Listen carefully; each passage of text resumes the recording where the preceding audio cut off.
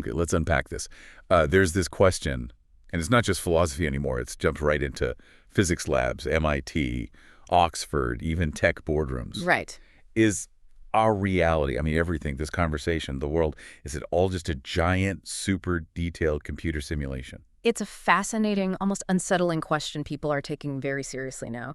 You know, the argument, often linked to Nick Bostrom, is basically statistical. Statistical. How so? Well, if any civilization ever gets good enough to run ancestor detailed simulations of their past, they'd likely run loads of them. Okay. So the number of simulated realities would just dwarf the one original base reality, All right. which means statistically... We're probably in one of the simulations. I've Yes. seen numbers thrown around, like 99.9% chance. Sounds wild. It does sound sensational, yeah, but the logic behind it is quite compelling, mathematically speaking. But here's where, for me, it gets really interesting for this deep dive. We're not just talking modern science, simulation theory, or ST.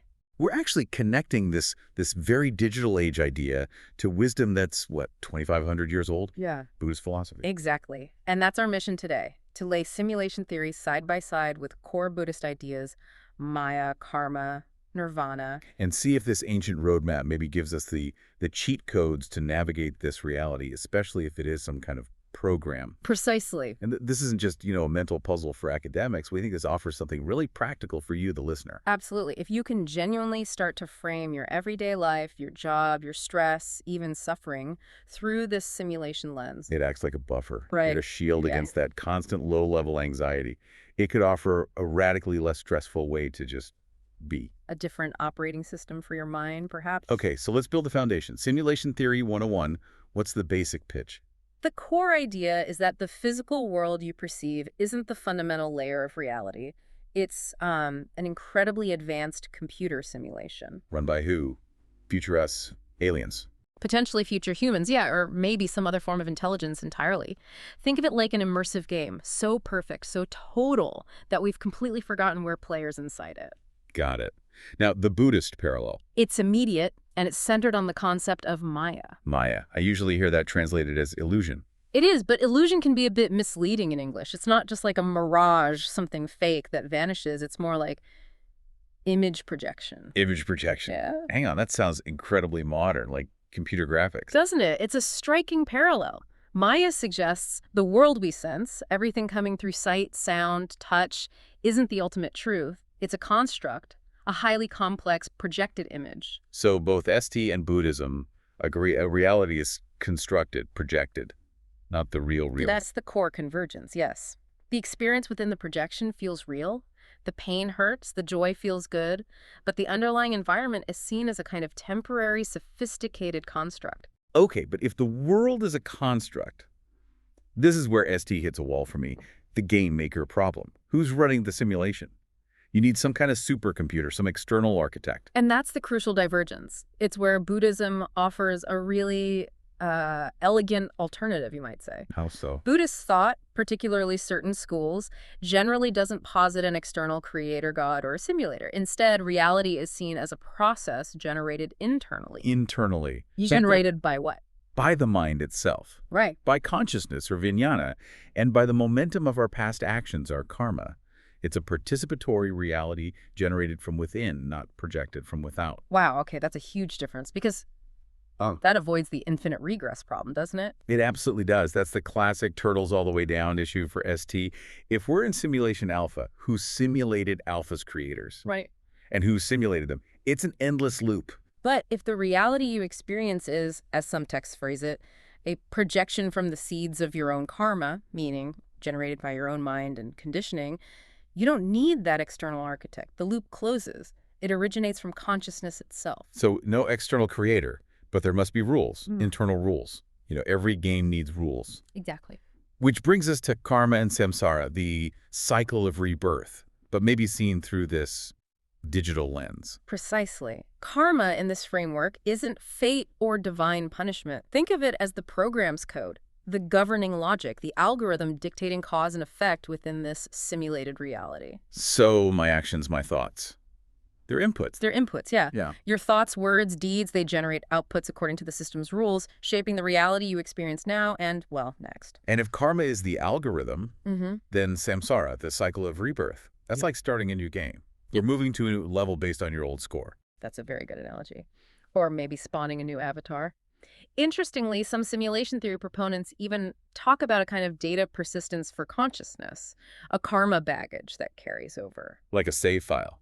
Your stats and maybe your bad habits follow you to the next playthrough. Pretty much, yes. The accumulated conditioning, the tendencies, they transfer. And central to all of this, in both systems, seems to be the observer, consciousness itself. Absolutely critical. In ST, you're the consciousness, the player, driving the avatar around the rendered world. And in Buddhism, Consciousness is the faculty that receives the stream of sensory data and gives it meaning. It's the experiencer.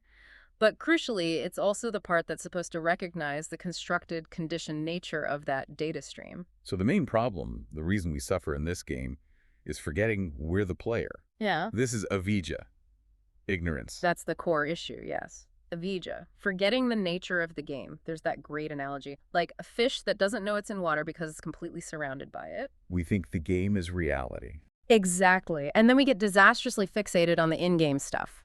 Like what? Money? Status? Right. Think about our modern game items. Your job title, the number on your bank balance, likes on social media. We mistake these temporary, fluctuating bits of data for something solid, something ultimate, And we pour all our energy into maximizing the avatar's score, getting more items. forgetting that the real goal isn't the high score, but waking up to the nature of the game itself. So when the score inevitably changes, the market crashes, you lose the job, the likes dry up. That's when the suffering kicks in hard. Because we think we lost something real. Precisely. If your identity is totally fused with the avatar's achievements, losing an in-game item feels like an existential threat, like you are diminished. But it's just fluctuating code, by its very nature, impermanent. Okay, this sounds philosophically coherent, but is there any actual, hard evidence? What are the glitches in the Matrix that got physicists seriously considering this simulation stuff? Well, the big clues come from the weirdness of quantum physics. It just doesn't play by the old classical rules. The first major head-scratcher is the observer effect. Ah, the double-slit experiment. That's the most famous example, yeah.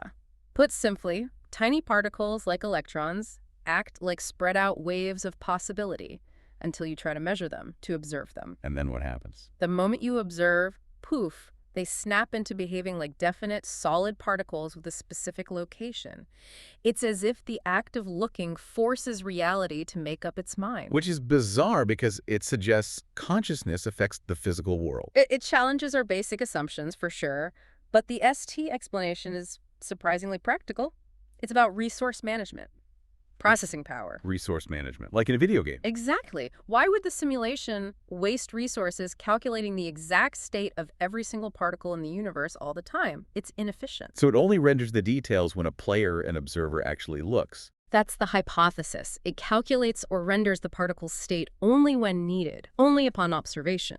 Like how a massive online game doesn't render the detailed graphics of a mountain range miles away until your character gets close enough. It saves computational load. Wow, okay. That's efficient. What's the other quantum puzzle? Even stranger, perhaps, is quantum entanglement, sometimes called non-locality. Right, spooky action at a distance. That's Einstein's term for it. You can link two particles, say A and B. Then you separate them, even across vast distances, light years apart.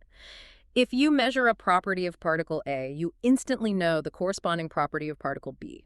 Instantly. Faster than light. But that breaks physics, right? The cosmic speed limit. It seems to break the rules of information transfer within our perceived spacetime. But again, ST offers an explanation. Which is? The particles aren't communicating through the simulated space. They're linked at a deeper level in the underlying code of the simulation. So, two variables in the program that are just defined to always be opposite. If A is up, B must be down instantly because the code says so, regardless of where they appear in the game world. Precisely. The speed of light limit applies inside the rendered simulation, but the code itself isn't bound by it. The connection exists outside the simulated spacetime. Okay, my mind is slightly blown. But how does this connect back to Buddhist thought? Well, think about that deep interconnectedness suggested by entanglement, the idea that things aren't truly separate, that their properties are conditional and related. That resonates strongly with the Buddhist concept of dependent origination, or Padakasamuppada. Everything arises in dependence on other things. Exactly. Nothing exists in isolation. And think about the observer effect, where particles don't seem to have fixed properties until measured. They exist as probabilities. That sounds like emptiness, sunyata. It aligns beautifully, doesn't it? Sunyata isn't nihilism, it's the idea that things lack a fixed, inherent, independent essence. They are empty of that solid self-nature we project onto them. They exist interdependently, conditionally, like probabilities in quantum mechanics or like temporary data in a simulation. So the fundamental nature of the code, or reality, is impermanence and interdependence. That's a key insight from both perspectives, yes. Okay, so if reality is this construct, this game, how do we wake up? How do we get the red pill moment, like in the Matrix? In Buddhist terms, we're talking about nirvana, right? Yes, nirvana is the goal. But it's crucial to understand what nirvana isn't. It's not about escaping to some other place, like a heaven realm or a different dimension. So you don't go to nirvana. Not in a spatial sense. Nirvana literally means to extinguish or to blow out. What's extinguished is the fire of craving, aversion, and ignorance, the attachment to the simulation's elements. It's a profound shift in perception within this reality. You stay in the game, but you know it's a game. The suffering tied to attachment ceases. That's the awakening. So it's not about crashing the server. It's about getting, like, developer mode, access to your own mind. Yeah. Seeing the code. What's the actual technique, the cheat code? The primary technology for this is meditation, specifically insight meditation or vipassana. Vipassana means to see clearly or special seeing. How does it work? It's a practice that trains the mind to observe experience directly, moment by moment, without judgment. You systematically pay attention to your body, your sensations, your thoughts, feelings, the data stream of the avatar. With watching it. Watching it with focused Yeah. attention. And as you do this consistently, you start to see things as they actually are, not as you conceptualize them. And what do you see? You see constant change. Profound impermanence or anicca, every sensation, every thought, every emotion arises, persists for a moment, and passes away. Nothing is solid, nothing lasts. It's all just flickering data like pixels on a screen, constantly refreshing. So you see the code in action. In a manner of speaking, yes. You see the constructed, impermanent nature of experience directly. And when you truly see that the things you crave or cling to pleasure, status, even your sense of self, are just temporary patterns. The clinging starts to loosen its grip. Exactly. You realize there's nothing solid to cling to. This direct seeing allows the player, consciousness, to naturally let go of attachment to the constantly changing game elements.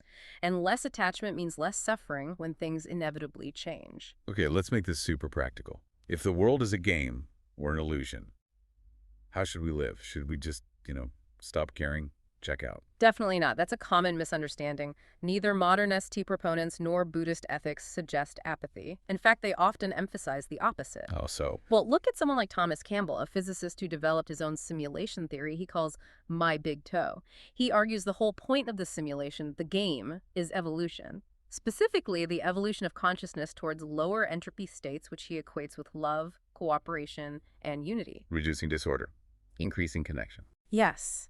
And compare that to the Buddhist ideal of the bodhisattva. The enlightened being who postpones their own final nirvana to help others. Right. They achieve enlightenment, they see the game for what it is, but they choose to stay in the simulation out of compassion, to help other beings who are still trapped, still suffering, because they believe the illusion is real. So the goal isn't just personal escape. It's actually about optimizing for compassion, for connection within the game. That's a strong convergence. Playing the game well means understanding its nature and acting skillfully and compassionately within it. So the practical takeaway for someone listening, how does this change Monday morning? It means reframing challenges. That big project deadline, the argument with your partner, the financial worry. Instead of seeing them as absolute, defining existential crises. You see them as temporary game obstacles, like a tough level in the simulation. Precisely. It doesn't mean they aren't difficult or painful in the moment, but you recognize them as part of the game's design, maybe even as learning opportunities generated by the system or by your own past inputs, your karma. So if you mess up at work, get a bad review. It's not, I am a failure. It's, okay, the avatar failed that task. What subroutine needs adjusting? What did I learn? Let's try a different strategy.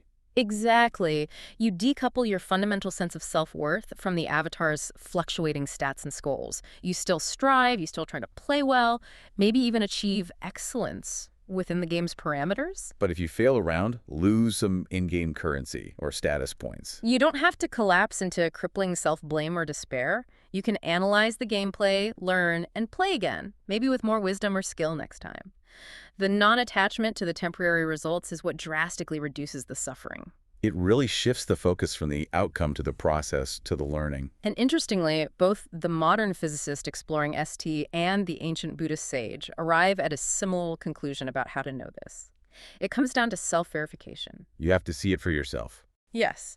The Buddha famously told his followers not to believe something just because it's tradition or scripture or because he said so. You have to test it. Apply the tools, whether it's rational inquiry for ST or meditation and mindfulness for Buddhism, to your own direct experience. Observe your own reality, your own mind. That's the only way to truly find out if it feels like a construct, if you can perceive that impermanence. So we've covered a lot of ground today, quite a deep dive, this really powerful convergence where cutting-edge science and ancient wisdom seem to be pointing at the same kind of startling conclusion.